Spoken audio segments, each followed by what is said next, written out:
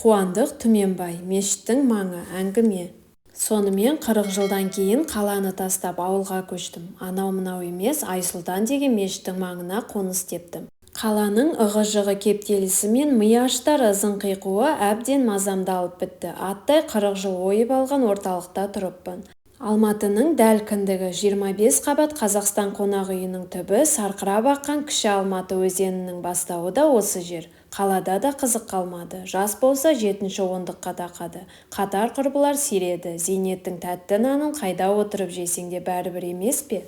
Бұрынғыдай қауқылдасып сыр бөлісер жаныңа жақындардың да қарасы көп емес. Ковид қырып салды. Менің де бір үйдің баласында 2 досым бар еді. Осы мылтықсыз майданнан қайтпады. Ал енді басқаны қайдам, өзім даланың өскіні болғансын ба, топырақты аңсаймын да тұрам. Майдың иісінен гөрі топырақ иісі мұрныма келсе, танауым жыбырлап, бір әдемі әсерге беріліп кетем. 3 жыл таңдап талғап жүріп, ақыры осында жылжыдым. Бір қабат үйдің бөлмесі көп ақ, ең керегі айналасында қылтиып өскен жеміс жидегі бар. Сар жапырақты сондай сүйемін. Сар жапырақ қалқып ұшып жатқан қоңыр күздің бір күнінде осында кеп қоныс тептім. Осында келгелі жанымды баурайтын бір нәрсе үй түбіндегі 5 уақыт азан шақырар мешіттің әуені. Діндар болмасам да дайындалып жүрген сыңайым бар.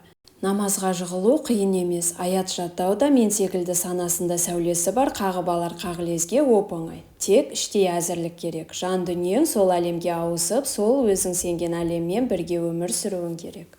Жұрт сияқты дызақтап кіші қажылыққа асықпау керек. Жан дүниең таза болса, ит жеккенге барсаң да жол ашық. Жатқылық деп саналатын анда-санда апиынға ауыз былғау мен аракідік құмар ойынға қол тигізуден де арылсам ба деймін. Жастықтың желігімен айтылар қитұрқы сөздерге де тұсау салып, тарпан қимылдың жүгенін тартып, кіршіксіз соқпақпен жүріп тұрған жөн сияқты.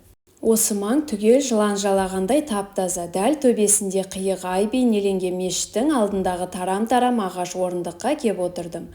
Боздата оқылған әуен жанымды елтіп барады. Азан шақыру дегеннің нотаға түспеген классикалық музыка дерсің. Жұма намаз болғасын ба, дыбыс күшейткіш де бабында екен. Жағымды әуен шағын ауылдың төбесінде шарықтап барады. Мешіттің алды шүпірлеген жеңіл көлік. Іркес-тіркес тұрған мәшиненің ең шетінен бір қуыс тауып, зеңкиген джип жүйіткіп кеп тежегішті басқанда тұмсығы темір қоршауға тиіп солқ ете қалды. Ішінен атып шыққан қырбық сақал жас жігіт, амандық саулық жоқ, мені жанай өтіп, басталды ма деді, басталып кетті. Кешігіп қалдым, түнде кіші қажылыққа аттануым керек еді деп, маңдайшасына дәретхана деп жазылған құрқылтайдың ұясындай қарасылақ бөлмеге білегін түрініп еніп кетті. Мен болсам осы отырысыма ырзамын. Намазға жығылып, маңдайымды жайнамазға тигізбесем де, жан дүниемді желпіген бір жылы леп бар. Алла жолын мақұлдап, сол жолға емен жарқын еніп келе жатқан кейпім өзіме ұнайды. Ықылас сүресін күбірлеп оқып, ата-бабамның есімдерін тізбектеп атап шықтым. Бұл мен үшін аз нәрсе емес. Қарашы, Алла жолына түскен адамдардың тілеуін тілеп, жүріс-тұрысына сүйсініп, мешіттің алдында міз бақпай отырмын. Кіреберіске шешіп кеткен шүпірлеген аяқ киімге қарасам, әр пенденің жерге тиген табан ізі де айқыш-ұйқыш боп көзге көрінетін сияқты. 40 жыл қоныс тепкен 25 қабат қонақ үй түбіндегі қызыл кірпіштен өрген келісті мекен жайым да көз алдыма келді. Ол жердің тазалығын сұрама, бір жапырақ табан астында мыжылып жатпайды, бір иттің қыңқ еткен дыбысы шықпайды.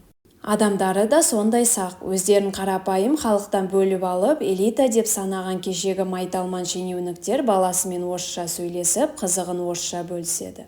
Қазірде жетісіп тұрғаны шамалы. Бізді солай тәрбиеледі деп баласы әкесін айыптайды. Бәрі сол қонақ үй түбіндегі саябаққа жиналып, сыған домбыра шертіп, аузы мұрындарынан көк түтін ытқытады. Қастарында тұрған қалт-құлт еткен кәріге ығысып, орын беруді білмейді. Ресей Украинаға соғыс ашқалы осы саябақ пен Теренкур аталған соқпақ жолды сары шашты, көк көздер қаптап кетті. Тілдесіп, сыр тартсам, кілең ресейліктер екен. Соғыстан қашып жүрміз, мынадай мамыражай заманда соғысып өлгіміз келмейді дейді. Бұрын осы жерде қонақ үйден шыққан негр деген көмірдей қара адамдар қаптап жүруші еді. Қазір көк көздер күннен күнге көбейіп барады. Құрысын далада туған маған осы жаңа қонысымнан артық жер жоқ. Бір шеті далиған жүгерлік, бір шеті жап-жасыл жоңышқалы алқап. Тым-тырыс дүние, қыңқ еткен артық дыбыс естілмейді. Жалғыз жолаушы автобус анда-санда жайбарақат бір дөңгелеп өтеді. Жеңіл көлік дегенің ышқырдағы сірке секілді сопайып анда-санда бір көрініп қалады. Айналама көз жүгіртіп қарап едім, әудем жердегі қуыста бұтарлап жиналған бір құшақ қызыл жыңғыл үюлі жатыр. Қасында үш сирағы жер тіреген жер ошақ. Оның қасында түбі отқа күйген қара қазан төңкерулі тұр. Сәл беріде діңгек ағашқа сүйеулі адамзатты мәңгілік мекеніне алып барар жер бесік көзге сондай суық көрінді. Бәрімізде тамызық тұтатып, қазан қайнатып, ас ішіп болғасын жер бесікке келіп жантаямыз-ау деген үрей аралас үркек ой санамда үйіріліп тұрып қалды. Намаз аяқталды-ау деймін, жұрт жабық есікті жалп еткізіп ашып, тысқа өре шығып, имелеген жеңіл көліктер дар етіп оталып, арлы-берлі жылжи бастады. Бір-біріне жол бермей бажылдаған төрт дөңгелек мешітті тастап құйғытып бара жатты. Әп-сәтте тым-тырыс оңашалық орнады. Оқылған сүрені ауаға жайып сап тұрған дыбыс күшейткіш те қыр етіп бір қақырынып ап үнсіз қалды. Ең соңынан үстіне ақ қардай аппақ шапан киіп, басына шұбатылған ақ сәлде ораған сұңғақ бойлы ақ сары жігіт ағасы шықты да жападан жалғыз отырған маған бұрылды. «Ассалаумағалейкум» деп мұсылманша сәлем бердім. «Уағалейкум ассалам» деді көздері күлімдеп. Жүзі жарқын, кісі жатырқамайтын, ар жағы ашық азамат әрі Құдай жолына түскен иманды пенде екені көрініп тұр. «Неғып отырсыз?» деп сұраған жоқ, мен айтқан жоқпын. «Жұма намаз бітті ме?» дедім. «Иә, Алланың бір парызын атқардық», маған күдіктенсе де күлімдей қарады. «Ішке кірдіңіз бе?» «Жоқ, мен дайындалып жүрмін. Іштей өзімді әзірлеп жүрген пендемін. Мешіттің алдына келіп отыруға болатын шығар?» «Беймарал, Алланың үйінің қақпасы қашанда ашық. Қай кезде келем десеңіз де дайын. Намазхан бөлме бар, ас беретін асхана бар. Жарық жалғаннан мәңгілікке аттанғандардың жаназасы осы жерден шығарылады» деп төбесі толқын-толқын шипырмен жабылған шатырға шалқая қарады. «Қараңыз, төбесі шымқай жабық, жаңбыр мен қар суынан ада деп сондай бір себеппен келіп отырма дегендей сұрау сала қарады. Әзірге ондай шаруам жоқ деген шорт кескен сөзімнен кейін аңтарыла бір қарады да: «Сірә жаңа қоныстанып жатқан кісіге ұқсайсыз, айтып қояйын, менің моншам бар, анау тиіп тұр. Кісі басына сағаты 1000 теңге» деп қораның арғы бетіндегі қоншиған томпақ үйді нұсқады. «О, жақын жерден жүдә жақсы болды, таңертең ерте келем» деп келісе кеттім. Көшенің арғы бетінде шаштараз бар, зейнеткерге 1000 теңге, басқаларға 2000-нан. Куәлігім қашанда өзіммен бірге, қалтама қол сала беріп едім. «Кейін көрсетесіз ғой, қоныс құтты болсын, қай көшеденсіз?» деді имам ең соңынан. «Бурабай 3А». «Бурабай, сондай да көше бар ма еді? Мынау Космонавтов, анау Титова. Қазақшадан Абай ғана бар сияқты еді. Анау көлденең көше» деп сымдай тартылып тұрған есікпен төрдей дальнобойщик машинені нұсқадым. Ол Калинин ғой, біз Калинин дейміз».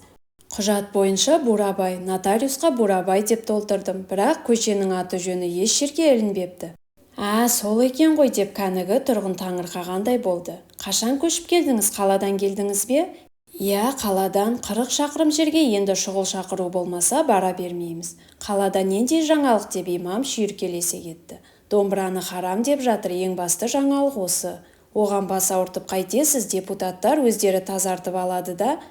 Аққа малынған сұңғақ жігіт күрек түсі ақсиып күлімсірей қарағанда мені мазақтап тұрғандай көрінді. «Ертең моншаға келем дедіңіз бе, сағат нешеге деп жазайын?» «Менің дұға бағыштайтын жерім бар еді» деп қалта телефонын шығарды. «Сағат 10-ға, таңғы ма кешкі ме?» «Таңғы 10. Біз түні бойына істейміз, жалғызсыз ба?» «Жалғызбын, моншаға қатын ертпеймін». Ол майда әріптерді шұқылап, «Есіміңіз, телефоныңыз» деп тізіп жаза бастады. «Тура бол. Енді сізге лақтырайын, келетін кезде осы номерге звондайсыз» деп жұмысым бітті дегендей бұрылып кетті. Ол жөнеп кетті. Мен отырған орнымнан тапжылған жоқпын. Осы имамдар неге асығыс жүреді? Қайсы бір аста болмасын асабаға сөз салып сұранып, тағы бір жерге баратынын айтып, отала келеді. Әнеу күні қаладағы бір Құран бағыштауда жап-жас имам: «Ағалар, мен асығыс едім, тағы бір асқа баруым керек еді, аз-кем лұғат айтып кетейін» деді де бастай жөнелді. Жеке бастың тазалығы мен 5 уақыт намаз ережесі, адами болмыстың өзгеруі хақында айтып кеп, қыл-көпірден өткенде күнәсі барлардың қалай шыңғырып, қалай жалбарынатынын суреттей бергенде, министр деңгейінде қызмет атқарған кісі өңі бозарып: «Қарағым, баратын жеріңе тезірек баршы» деп бұрқ ете қалды. Жұмақ пен тозақтың жолы осылай деп имам орнынан көтеріле бергенде, «Көрерміз» деп әлгі кісі сөйлеп қалды. Мешіттің темір шарбағынан шығып кетейін десем, бір құдіретті күш жібермей ұстап тұр. Имамның шапан етегі делеңдеп, арқасы томпиып кетіп барады. Әне 3 аттам жердегі күре жолға түсті. Мен оқыған адаммын, анау-мынау емес, Мәскеу ауыл шаруашылығы академиясын бітірсем де шоу жасауға шорқақпын. Мәскеуде әдеби орталықтарға барып, небір шоқша сақалды бадырақ көз жойыттердің лекциясын тыңдап, құлақ құрышымды қандырғанмын. Нарық заманы келгелі қанша тырыссам да шоу жасай алмай қиналып жүрмін. Дәннің маңдайынан сипап, топыраққа жайлығып жамбасын тигізсем, соған тәуба деймін. Шоу жасап, тергеу қапасында саржамбас боп жатқан талайды білем. Солардың біреуі кезінде. Сенде бәрі бар, тек шоу жоқ деп іліп өткені де мешіт маңында құлағыма дыз ете қалды. Менің Чехов деген жазушым бар, соның ойпаңда деген әңгімесінде тыңшы Цыбукин шешесіне: Құдай бар ма жоқ па, мен қайдан білейін, бізді емшек сорған кезімізден бастап кім-кімге тәуелді екенін үйретті ғой. Әкем Құдайға сенбейтін, старшина да, писарь да, дичок та сенбейді. Бірақ бәрі шіркеуге барады. Бастарына күн түскен кезде жұрт өздері туралы жаман сөз айтпаса екен дейді. Шынында да әйтеуір бір сұмдық сот болары анық. Ағаш ұстасы Кастельдің сөзімен айтсақ, біз бұл өмірдің адамшыларымыз, олар болса ана жақта алдайды деп қосып қояды. Имамның алшаң басқан қадамына тәнтімін. Манағы темір шарбақты сындырып кете жаздаған асығы-сүсігі жігіттің қимылына да қайранмын. Бәрін бір ауыз боқтық сөзбен орнына қойып, өзі кіші қажылыққа аттанып бара жатыр. Имам көз ұшында қалды. Мен үйіме қарай аяңдадым. Ертең моншаға түсуге дайындалайын. Бұл да бір жақын жерден сәтін салған іс болды деп өз-өзімнен қуанып, құжатта Бурабай, өмірде Калинин атанған көшеге қарай бет алдым. Бұл өзі бұрын шошқа баққан ауыл екен. Бұның бәрін кешке таман көшеге шыққанда 200 теңге қарыз сұраған маскүнем айтып берді. Кешқұрым таза ауа жұтпаққа көшеге табан тигізіп едім. Балалар ойнайтын алаңқайда турниктің белтеміріне сүйеніп, иіліп, бүгіліп біреу тұрды. Үстіне ілген киімі тап-таза, мойнындағы қылдай галстугы зиялының кейпін бергенмен тұла бойынан мүңкіген иіс әудем жерде мұрныңды қытықтайды. Бұл арзан шараптың иісі. Әдейі қасына жақындадым. Жаңа ауылдың итіне дейін таңсық, бейтаныспен тіл жалдап сөйлескім келді. Бөтен сұлбай екенімді білгендей бақшия бір қарады да: Қосыласың ба деді. Қойғанбыз. Онда қарызға 200 теңге бер, сәл-пәл жетпей тұр, пенсиядан қайтарам. Қалтамнан суырып 200 теңге қағаз ақша ұсындым. Ол азық-түлікке қарай асықса да маған алғыс орнына қамқорси тіл қатты. Біреу бірдеңе десе маған айт, бұл жерде мен первый. Әзірге жалоба жоқ. Бұл бұрын шошқа баққан ауыл. Дәл осы жерде орыс пен бытшы төбелес болатын. Қазақ төбелеске келгенде мықты ғой. Осалдығы қай жерде? Ол аларып бір қарады. Қызмет істеп, қол сілтеп нұсқау берген адамға ұқсайды. Көйлегінің жағасы тап-таза, мойнына ілген қылдай галстугы де иіліп бүгіліп, тіл қатқан сайын селтең-селтең етіп дірілдеп тұр. Қызметте бір-бірін көтеруге келгенде, ой, адам емес қой. Доңыз қайда кетті деп торсылдағым торайымның тағдырын сұрадым. Кетті ғой қорсылдап, колхоз тарады, шошқа баққандар да бет-бетімен қашты. Анау деп ұзыннан ұзақ созылған есікпен төрдей дальнобойщик машинені көрсетті. Сол ғана қалды, местный, оны да кез келген уақытта 100 метрге жүгіртіп жіберем. Азық-түлік суып қалатын болды, пока ертеңге дейін деді артына бір қарап. Ертеңгі сыбағасын да менен дәметіп тұрған секілді ме? Таң атты, сағат 10-ға 10 минут қалғанда моншаға келдім. 00-онда буға кіремін. Мұржасынан түтін будақтаған топ-томпақ үйшіктің алдында дөңгелек керсенге кір қоңын салып ап, бір тоқтасып қалған қол-аяғы ұзын келіншек отыр. Мен сағат 10-ға жазылып қойғам деп жөн сұраспай-ақ саңқылдап қоя берді. Мен 10-ға кеше жазылғам. Мен 10-ға бүгін таң атпай жазылғам. Нанбасаң қатынынан сұра. Кеше мен бүгіннің айырмасы бар емес пе? Жоқ деп жүні қобыраған тозыңқы жемпірінің қалтасынан титімдей телефонын жылқи шығарды да тізілген санды сұқ саусағымен аямай басып айқай салды. Ай қатын, бүгін байымның қасынан тұра салысымен саған звондадым ғой, мына біреу кеп тұр. Ар жақтағы дауыс маған естілмеді. Шақыршы имамыңды, иманын үйрейін дегенде ақ шапаны делеңдеп қатар тұрған томпақ үйден Имекең шыға келді де сол күлімсіреген күйі: Ағай, мына кісі әйеліме жазылып қойған екен, бір сәт жуынып шайынып шықсын, күте тұрсаңызшы деді еш именбей. Сол сәт әйел моншаның түйенің жүнімен қапталған есігін серпи ашып ішке еніп бара жатты. Күте алмаймын, мен қатыннан кейін жуынбаймын деп бұрылып кеттім. Моншадан жолым болмады. Мейлі жан дүнием таза болса, тәнді тазартуға су табылады. Монша дегенің менен қалған. Алматының арасаны мен Мәскеудің паровозының түтінін будақтатып, қара терге малшынып шылғып отырғанмын. Кірсабыным мен жөкемді арқалап, өзіме өзім тоқтау салып, ойын алаңқайының тұсынан өте бергенде, осы жерді ұстап тұрған қожайын дірілдеп маған қарсы келе жатты. Қасыма тақады да қол алыспастан қарызға 200 деді. Тегін берем деп тиын 100 теңгеліктің екеуін дөңгелетіп алақанына салдым. Мойнында сол қылдай галстугы оң қалтасынан қылтиып, газеттің ұшы шығып тұр. Мынау қай газет? Орысша. Ұшын түртіп қап едім, «Комсомольская правда в Казахстане» екен. Иісі бұрқырап, баспаханадан жаңа шыққанын білдіріп тұр. Мен комсомолканы оқымасам тұра алмаймын. 200-дің біреуін шарапқа, біреуін газетке төлеймін деді де, күшік кезімнен орысқа таланып қалған сорлымын ғой деп мені жаңа көргендей шұқшия қарады. Қай жерденсің? Оңтүстік батыс. Мынау Албанның жері деді, мен бір нәрсесін тартып алардай күдіктене қарап. Бұл қазақтың жері. Жоқ, картаға солай түскен деді сұқ саусағын орақша иіп. Топографиялық картаға ма деп асырып жібердім. Чересчур грамотный деді. Енді теңге сұраушы болма, газетіңді оқы. Бұрылып кетсем де осы бір түкпірдегі ауылда газет оқитын, оның үстіне орысша. Біреудің болғанына ішім жылып келе жатыр. Әр ауылдың бір сұрқылтайы бар. Кейін мен де біреуге осылай білгенімді ақыл ғып айтып тұрармын. Үйге кіргім келмеді. Ауылдың өкпе тұсы жүгерілік алқап екен. Собығы қайырылып, түбіртегі шошайып, құлазып қалған алқапты көшіп келген күні-ақ әбден араладым. Жүгері жұғымды дақыл деген сөз де құлақта. Бала күнімізде жүгері жинауға шыққанда жалбыраған шашағын мұрт шығар жерге жапсырып ап, мен Чапаевпын деп қыздарға қыр көрсететінбіз. Қыздар да қарап қалмайтын, жіп-жіңішке шашақпен шашын айналдыра орап ап, мен Людмила Зыкинамын деп болмашы бөкселерін бұлтитып әрлі-берлі жүретін. Ауылдың түстік беті көк жоңышқалық дейді. Көк алқапты да көргім келеді. Күре жолмен жылдан басып келе жатсам, моншаға кірген әлгі әйел керсенің бауырына алып, терлеп-тепшіп алдымнан шыға келді. Босады деді ұялмай, қызармай. Қатыннан кейін түспеймін дедім ғой, маған қарап миығы тартып барады. Әне көк алқаптың төбесі көрінді. Көз ұшында тұсаулы ат шоқырақтап, қара жерден қорегін теріп жеп жүр. Жаңа орылған жоңышқаның иісі мұрын жарады. Бала күнімізде көк майсаны шалғы орақпен бырт-бырт орып тастап, шалқамыздан түсіп, төңкерілген көк аспанға қарап армандап жатушы едік. Мынау бірінші орылымы, әлі 2 рет орады. Қоңыр күз біткенше 3 орылым болады. Осы мен қаладан ауылға көшкелі көкірегімде бір масайрау бар. Топырақ пен дәннің тағдырын білетін агрономдыққа сайған білгіштігім тағы бар. Дәл бір өз ауылыма келгендеймін.